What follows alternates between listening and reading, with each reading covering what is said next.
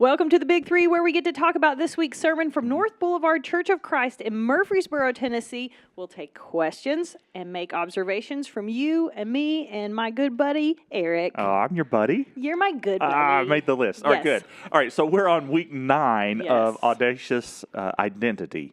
So here's a quick summary. So the gist of it, I love like when it's like you can take a one-liner and pull it up, and Kelvin gave it to us right at the beginning there. To look forward, you got to look back, and that's full of so many different things. But I loved explaining the not looking back and always looking in regret. Right, yes, right? yeah. But you have to be aware of where you're coming from, what's happened, what's going, and how we get to where we're going in order to plan for that future and to know what God has in store for us without honoring the past, but not clinging to the past. Yes, that's so good. good. It was so good. It was an awesome Great. lesson. Out of Joshua 23? Correct. Chapter 23. Yeah, it was so good. Well, I wrote down like 3 major pullouts, and I was going to just, Perfect. I wanted to talk to you I about love it. Pretending like maybe, our families are going to lunch after church and we're just talking about the sermon. That's what I love the that. Big Three is. So one of the things I wrote down, he said, when we see something repeated in Scripture, it's a message God is trying to communicate to us. And do you ever have that happen? I was actually thinking about that this morning. I've had kind of a theme that keeps popping up either in my daily Bible reading or in sermons I hear or whatever. Do you ever have that happen where you get this thing over and over again and you're like, God, what are you wanting me to know about this? Right, absolutely. It's the, and someone smarter than me would remember the term. There's like a term for that. When you like hear about something and then you notice it more on and going. But absolutely, I think that God uses that to point out to us and going, wait, even if you're going back and maybe listening to a sermon that has already happened, whatever.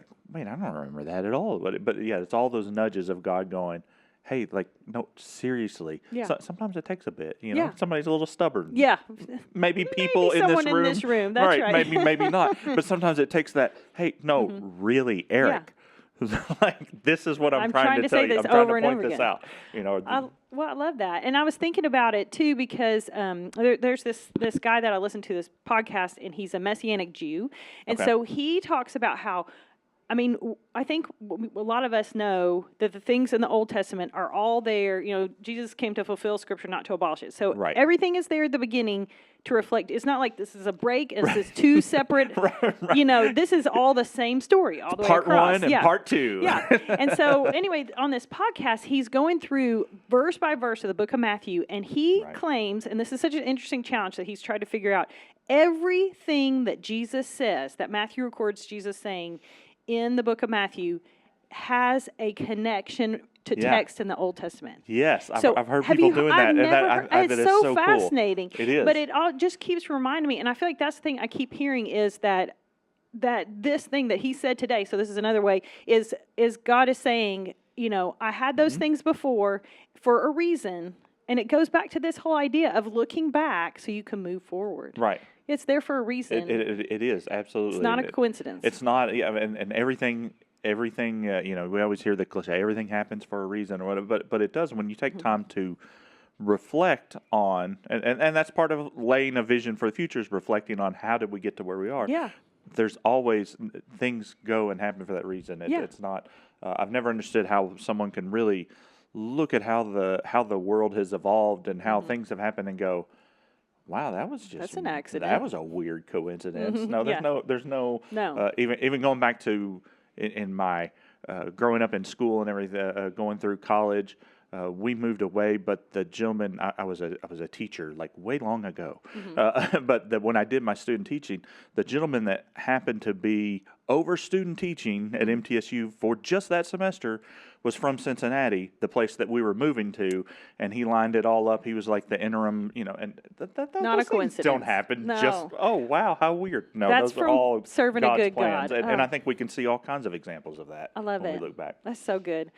And that kind of brings me to my second thing. He said, moving forward in faith may mean moving toward challenges and trials. Right. And so, like, if you've got something in front of you that you're being called to move towards, something that's a leap of faith, he talked about like you can do that because you've looked back That's and you've right. seen how God brought you through it before, so you can move towards something scary. Right, absolutely. And I loved Kelvin talking about his, growing up driving with his dad, to stay focused, looking forward. But there's also the confidence of, okay, but like my dad's in that car with me. That I have some support here. I'm not out here on my own. I get to kind of do this on my, but with some support and it's not gonna. I'm not gonna dive off the cliff without knowing anything. I know Right. God's there to protect us on You that. and I were talking about that this morning about having teen drivers going Yes. through driver's ed type stuff. We were just talking about that a few hours ago, and like how there's a reason why it's in steps. Right. It's not like, okay, 15, 16-year-old, Good luck. Good Here's luck. keys. Go figure it out. Don't do that. Please don't do that. No, I think that's fantastic. It's steps. I love it. And then the third thing I wrote down was he said disobedience always slows down the movement of the people of God. Yes. I mean, we know disobedience is bad, but I never thought about it in those terms of how it slows down I love the that. movement. I had that as well. I thought that was great because sometimes we can find ourselves going, okay, what's going on? I thought this was supposed to go this way. I thought this was, and then it really makes you go, okay, let's take a look here. Like, Where am I not doing what I need to be doing? Yeah. Or am I hindering God's will from where it needs to be? Am I standing in the way? Yeah, that may be a question that somebody right now needs to, and I need to ask myself, and we need to ask ourselves, like, where am I not being obedient? Yeah. And so, I love that. I love that. good. Okay, so if you guys have any more questions, let us know. Use that QR code that's right there on the screen. Or if you want to rewatch the sermon or watch it for the first time, if you're just jumping in now, you can find it at boulevard.to/sermon. So that wraps up this week's Big Three. That's right. Thanks so much for being with us, and look for this podcast on your favorite platforms. And be sure to join us next week for Boulevard's Big Three.